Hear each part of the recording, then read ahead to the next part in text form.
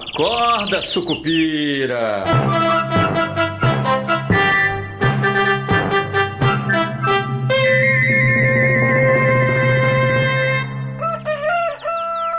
Bom dia, pessoal, sejam todos muito bem-vindos, sejam todas muito bem-vindas. Esse é o nosso Acorda Sucupira de quarta-feira, dia 25/6. Eu sou o Rodrigo Oliveira e vamos começar repercutindo um pouquinho da entrevista do nosso querido ministro Fernando Lero Haddad, que fez o que ele sabia fazer, o que ele sabe fazer de melhor na entrevista que foi ao ar ontem à noite pela Record. Está disponível aí no YouTube, se vocês quiserem procurar.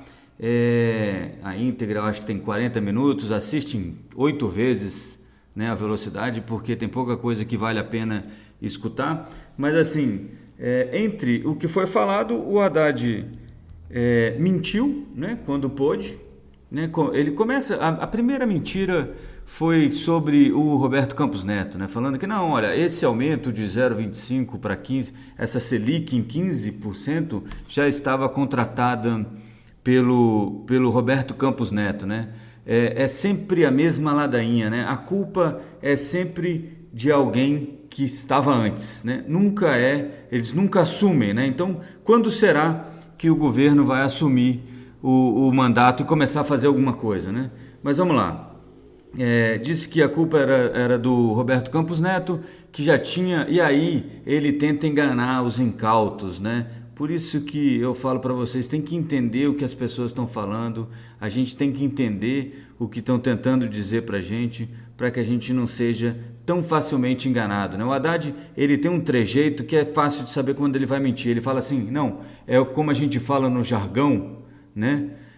Você já sabe que ele vai mentir, ele vai usar uma palavra que a maior parte das pessoas não entende, né? Por isso que ele fala do jargão, e aí ele mente na definição do que é aquela palavra. Então, quando ele fala assim, não, porque já tinha o guidance, né? No jargão a gente chama de guidance, que já estava, é como se você contratasse uma taxa futura. Não, é mentira. O que estava no guidance do Roberto Campos Neto foram os 2 aumentos de 0,50 ponto percentual. O aumento de 0,25 ponto percentual é todo 100% de Gabriel Galípolo. Já falei, e acho que o Gabriel Galípolo foi excelente nisso, né? Uma pena que o Fernando Haddad ou não saiba ou não queira demonstrar que isso foi a decisão mais acertada, né? Ele repete outras mentiras sobre imposto de renda, gente que mora no andar de cima, e deixa entender, né, num segundo plano, assim, faz você parar para pensar da seguinte forma: o que o governo acha bom? O governo acha bom que você tenha dívida, que você gaste dinheiro além do que você ganha, mas ele acha ruim que você economize, porque se você economiza, você está prejudicando aí a arrecadação, né? Ele fala, olha, o rico tem investimentos isentos. Ora, a poupança é isenta, para começar, né? E paga uma mixaria. Quem mudou foi lá no governo Dilma, que foi mudada como é feita a remuneração da caderneta de poupança, e é isenta. O Tesouro Nacional está aberto para todo mundo, né? E paga esse juro, que é o mesmo juro para todo mundo. Mas paga mais imposto de renda que os títulos incentivados. Ora bolas, LCI, LCA é disponível a qualquer pessoa que tenha conta em banco. E como para investir você tem que ter conta em banco, é disponível para todo mundo. É uma mentira você dizer que quem guarda dinheiro no país é rico. Mas isso nem é o maior dos problemas. O maior dos problemas é você demonizar quem consegue guardar dinheiro, quem faz um esforço para tentar verdadeiramente mudar de vida no futuro, né?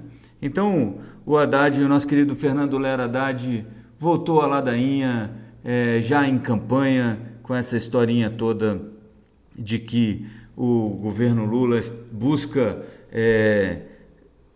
tributar quem está no andar de cima. Ora bolas, quem está no andar de cima é que faz compra na Shopee? Que faz compra na Alibaba? Né? A taxação desse pessoal foi para taxar o pessoal do andar de cima? O Come Cotas, qualquer pessoa que tem um dinheirinho num fundo de investimento, que tem que pagar imposto antes mesmo de usufruir, de tentar sacar aquela renda que ela obteve, né, no Come Cotas dos fundos de investimentos de multimercado e renda fixa, ora bolas. Né? O governo tem que tomar vergonha na cara e usa essa história que está todo mundo usando de vai aumentar o número de parlamentares. Vamos lá, são duas coisas importantes que a gente tem que entender sobre isso. Vai aumentar de 513 para 531, porque esse foi uma determinação do STF, né? Uma sugestão do STF que isso fosse atualizado de acordo com o censo, né? O número de representantes.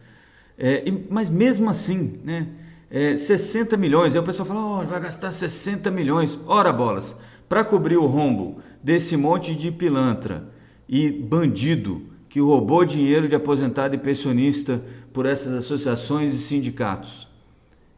Quem vai pagar mais de 2 bilhões de reais? 60 milhões, amigo, por ano, vai dar aí 600... vai dar uns 50 anos de 20 parlamentares a mais. Então, assim, vamos discutir o que realmente interessa.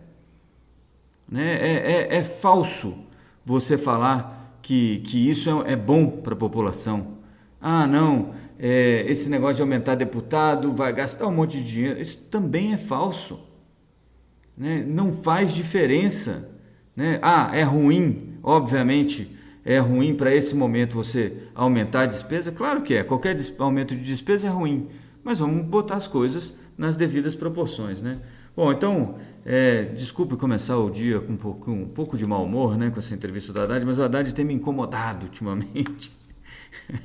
As falas dele, né? Não a pessoa do Fernando Haddad, inclusive não conheço, e um dia se ele quiser vir até aqui em casa ou me convidar para tocar um pouco de violão para mim, eu tenho certeza que ele tocará Taxman dos Beatles e eu ficarei muito feliz, acharei muito cômico e engraçado. Mas vamos lá, além disso, o pessoal repercutiu ontem a ata do Copom, que repetiu o comunicado, né? Já falei sobre esse aumento de 0,25, o Galípolo acertou na veia para ganhar credibilidade no mercado. Depois desse aumento, as taxas longas todas têm fechado, né? Mas deixou. E aí o que o Galípolo, a contenção de danos agora do Banco Central é conseguir manter o mercado na ideia de que não haverá corte de juros tão cedo, né? Neste ano não haverá nenhum corte e, quiçá, lá em abril do ano que vem se comece. Mas o mercado não só está segurando um pouco desse ímpeto pelos cortes de juros esse ano, mas lá para o ano que vem já precifica na curva 200 bips, né? 200 basis points ou 2 pontos percentual de corte na taxa Selic até o fim de 2026. Né? A XP, inclusive, eu estava lendo um relatório deles, uma análise sobre a ata, eles esperam um corte de 250 bips, né? 2,5 ponto percentual, que levaria a taxa Selic de volta para 13,5 no ano que vem. De novo, gente, é aquilo que eu estava falando antes de você ter exposição a pré-fixados. Esse pode ser, eu não sei quanto está a taxa nesse exato momento, mas esses são os últimos momentos em que travar um pré-fixado aí de 5, 10 anos vai fazer sentido e vai te dar a chance de sair aí no próximo ano, provavelmente no finalzinho de 2026. Então pode ser um bom trade aí. Isso, obviamente, em 2026, se você tiver um corte de juros mais agressivo, você vai ter então uma como é que se fala? Você vai ter uma chance maior de você ter uma bolsa de valores para cima, né? Uma bolsa de valores que recupere aí o preço dos ativos brasileiros. Estão muito descontados, eu ainda estou para escrever sobre isso, mas estou tentando buscar números e dados que façam sentido para vocês e para mim também, para poder corroborar essa tese. Por enquanto é mais feeling do que número, do que técnica, mas aparentemente a bolsa está muito descontada, tem muita coisa muito descontada, e a hora que você soltar esse freio de mão vai ser algo impressionante, né? É claro que no Brasil até o passado é incerto, então difícil de a gente calcular bem aí como é que, para onde vai a bolsa, mas tem gente aí falando em 300 mil pontos, né? Então é algo também para a gente acompanhar. Deixa eu só, além disso, o Hugo Mota ontem, 11h30 da noite, soltou um tweet, né, um x-tweet, dizendo que a pauta da Câmara dos Deputados incluirá PDL do IOF, MP 1291, que autoriza o uso de 15 bi do Fundo Social para habitação e mais algumas coisinhas, né? Obviamente, todo mundo ficou meio apavorado quando viu o PDL do IOF na pauta. Lembrem-se, gente, ele está em urgência, então ele tem que estar na pauta. Se houver pauta, ele vai ter que estar na pauta. É imprescindível que seja votado hoje? Não, não é imprescindível. É provável que seja votado hoje? Também não é provável, tá? Então, muita calma nessa hora, tem muito ruído, mas tem pouca coisa para acontecer. O acordo continua o mesmo. Essa votação do PDL do IOF deve ficar para a semana que vem. Afinal de contas, ninguém vai correr o risco de estar com o pessoal votando online e votar essa medida online. Então, é muito difícil que alguma coisa ande nesse sentido agora, tá? Apesar do barulho que o pessoal está fazendo aí na imprensa. Outra coisa que o pessoal está fazendo muito barulho, mas é mais... também, na minha opinião, também está descompensado, está equivocado, é essa história do relatório de fontes, né, que a CNN internacional, a CNN americana, teve acesso, fontes do Pentágono que dizem que os ataques ao Irã vão atrasar apenas em meses o programa nuclear iraniano. Bom, tem várias coisas aí que são um problema, né? Provavelmente não é isso que está dito no relatório, eu não vi o relatório, obviamente, mas eu imagino que não seja isso que esteja sendo dito, mas eu consigo entender o que diria um relatório de inteligência agora. Ninguém conseguiu ir até lá e ver se realmente essas instalações foram destruídas. O que você sabe é que tem um buraquinho em cima da Terra, que dá para ver pelas fotos de satélite, mas você não sabe o estrago que foi feito lá dentro. E é justamente a tecnologia dessa bomba, né? Ela explode tudo que está lá dentro. Ela chegou onde tinha que chegar ou não chegou onde tinha que chegar, destruiu ou não destruiu, ninguém consegue dizer agora. Então, nenhum relatório de inteligência que seja minimamente crível vai dizer que isso aconteceu ou não aconteceu. Ele vai ser inconclusivo como está sendo. Tanto ele não diz que não aconteceu, quanto ele não diz que aconteceu, né? Que foi tudo destruído, como não diz que está tudo intacto ou que está tantos por cento intacto, né? Israel também chegou a falar um pouco sobre isso e no fim das contas é só mais uma narrativa sobre esse assunto todo. Ninguém acredita que não tenha tido efeito nenhum nesse bombardeio, ninguém sério nesse planeta. E a prova, como eu sempre digo, é olhar para o petróleo, né? O petróleo está estável em 67,74 dólares nesse momento que eu converso com vocês, depois de ter batido aí 80, né? Nos últimos dias. Então, barril do petróleo tipo Brent em 67,73, está subindo e caindo, mas praticamente no 0 a 0 no dia de hoje. Os futuros de Nasdaq 0,15 de alta e S&P 500 praticamente estável também, 0,02% de alta. Hoje deve ser um dia mais tranquilo, tem uma comoção aí, uma falta talvez de entendimento sobre o que o Banco Central vai fazer com esses swaps cambiais que foram anunciados, mas isso não deve ter muito efeito prático no preço do dólar. É só mais uma mudança aí de perfil do câmbio, né, como um todo. Então, assim, muita conversa, muito ruído, mas por incrível que pareça, a situação para o investidor, tirando essa parte aí dos impostos, para o investidor brasileiro é positiva, tá, gente?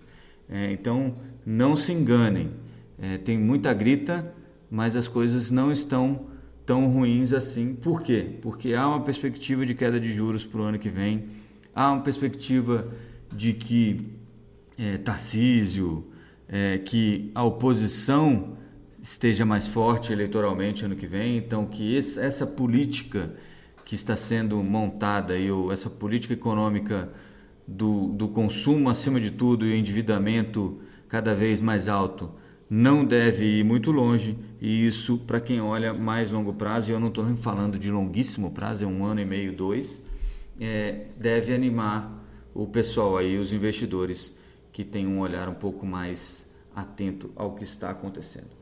Beleza? Então eu vou ficando por aqui. Amanhã a gente se encontra na nossa live às 7h30 da manhã no YouTube. Não esqueça, se você me acompanha por alguma plataforma de streaming de áudio aí, Spotify, Apple Music e outras aí onde esse podcast é reproduzido, vá até o YouTube, Esquina Sucupira, e inscreva-se no nosso canal. É muito importante para a gente esses números, para a gente chegar logo aos nossos 1000 inscritos, e aí podemos também monetizar esse canal por meio de propagandas, tá bom?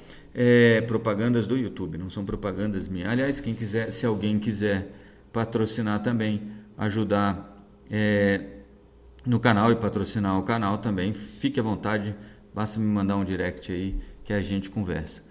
E também, quem ainda não me segue no esquinasucupira.substack.com, me siga por lá também, e lá você pode nos ajudar fazendo a assinatura mensal, que é R$19,99 por mês. Beleza? Eu vou ficando por aqui, um abraço a todos, bons negócios e avante Sucupira!